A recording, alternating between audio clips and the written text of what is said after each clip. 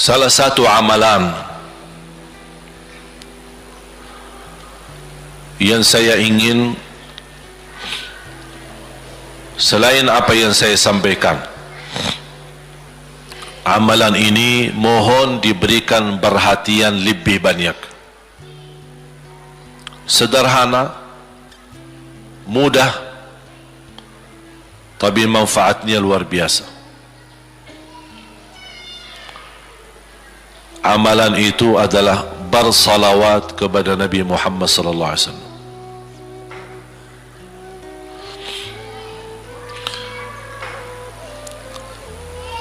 Kali ini saya tidak minta anda bersalawat seperti biasa. Saya yakin Bapak Ibu suka bersalawat, tapi kali ini saya ingin anda membawa salawat kepada Rasul dengan penuh rasa cinta. Demi Allah jamaah sekalian, tidak ada di antara kita yang bisa dan mampu membalas kebaikan Nabi Muhammad untuk kita semua. Salawat kepada Nabi Muhammad, satu kali salawat kita dapat 10 kali rahmat. Ini baru satu kali, dapat 10 kali rahmat. Kalau saya sebutin manfaat, keutamaan salawat kepada Rasul, lebih daripada 100 manfaat. Menghilangkan kesusahan, memberi kemudahan lunasi hutang, menyembuh penyakit, menjamin ampunan dosa, mendapat 10 rahmat, mendapatkan syafaat Rasul, posisi kita semakin mulia. Setiap kali kita salawat semakin naik darajat kita. Barang siapa yang salawat kepadaku 10 kali, dapat 10 kebaikan, dapat 10 rahmat, dihapus 10 kejahatan, dan naik 10 darajat, dan di akhirat dapat syafaatku. Luar biasa. Hadis yang terakhir, Ubay bin Ka'ab radhiyallahu an berkata, ya Rasulullah, aku suka berdoa. Karena salawat, arti salawat adalah doa. Arti salawat, doa. Ya Rasulullah, aku suka berdoa. Berapa dari doaku saya jadikan untukmu? Artinya berapa persen, ya? Kalau bahasa kita, berapa persen kira-kira? Kalau misal saya doa 10 menit, berapa menit untuk Rasul, dan yang sisanya buat aku? Contoh, aku kalau berdoa, ya Allah ampuni dosaku, ya Allah murahkan rezeki, sembuhkan penyakit, Allahumma salli ala Muhammad wa ala ali Muhammad. Berarti lebih banyak untuk diri kita, baru untuk Rasul. Sahabat itu, ya Rasulullah bertanya, ya Rasulullah, berapa bagian dalam doaku saya jadikan untukmu? Apa kata Rasul?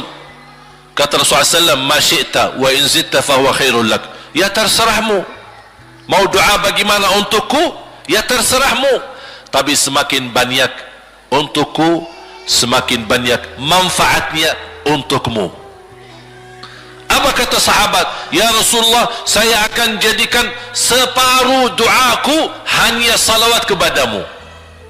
Artinya kalau saya doa 10 menit, 5 menit salawat, dan 5 menit doa untuk diriku sendiri. Apa kata Rasulullah? Terserahmu, wa in zitta fahuwa khairul lak. Kalau kamu berani tambah, itu jauh lebih baik untukmu. Tawar menawar sama Rasulullah SAW, sampai di ujung hadis beliau berkata, ya Rasulullah, saya janji doaku semuanya untukmu. Artinya apa? Kalau dia angkat tangan berdoa, tidak satu pun minta buat dirinya. Bismillahirrahmanirrahim. Allahumma salli ala Muhammadin wa ala ali Muhammad. Allahumma salli ala Muhammadin wa ala ali Muhammad. Allahumma salli, sampai selesai. Tidak minta ampunan, tidak minta rezeki, tidak minta sehat, tidak minta keturunan, tidak minta apa-apa, hanya fokus dalam salawat. karena dengan salawat apa yang kita niatkan terkabul.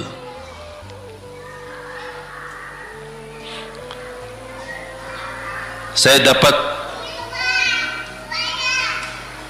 dari guru saya, nanti saya akan ceritakan bagaimana cara berdoa. Kata sahabat, ya Rasulullah, saya akan jadikan doaku hanya salawat kepadamu. Apa jawab Rasulullah SAW? Idzan taf'al yukfa hammuk wa yughfaru dhanbuk wa tuqda hajatuk. Kalau kamu lakukan hanya doamu hanya salawat kepadaku, akan dihilangkan segala kesusahan, diampuni segala dosa, dan dikabulkan segala hajat. Kata ulama, apa yang diharapkan oleh manusia? Hidup di dunia tambah susah dan hidup di akhirat tambah dosa. Betul? Itulah kita dapat dengan salawat kepada Nabi Muhammad SAW. Berdoa, ketika anda berdoa, contohnya seperti ini. Setiap anda berdoa, biasa mulai dalam bismillah dan memuji Allah Subhanahu wa ta'ala.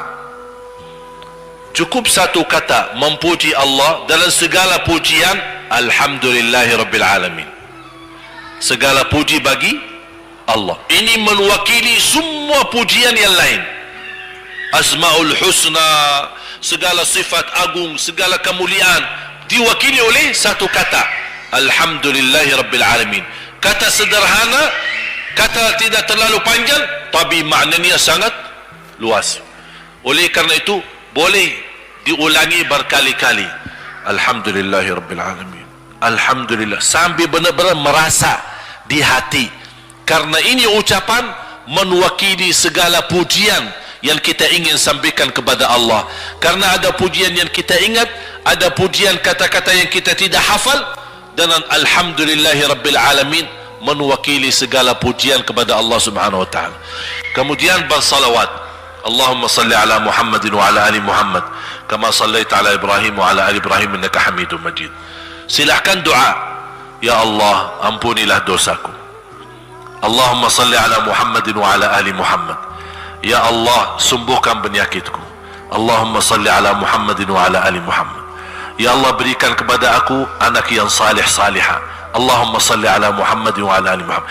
Jadi setiap langkah doa diawali dan diakhiri salawat. Faham? Subhanallah, wallahi dahsyat. Saya tidak bisa cerita apa lagi. Mau cerita apa lagi? Wallahi dahsyat. Saya tidak pernah istiqamah mengamalkan doa seperti ini. Alhamdulillah selalu terkabul. Bahkan nyata Allah kasih, udah selesai.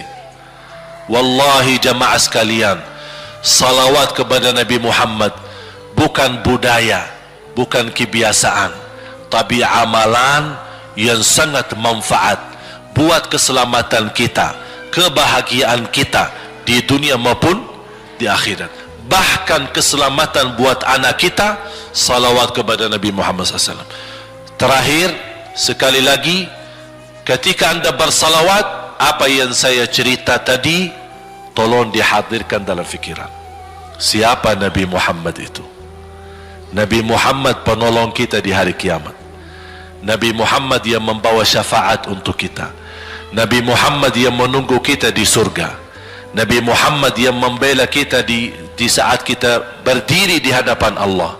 Nabi Muhammad yang akan membantu mendoakan kita saat jalan di atas sirat.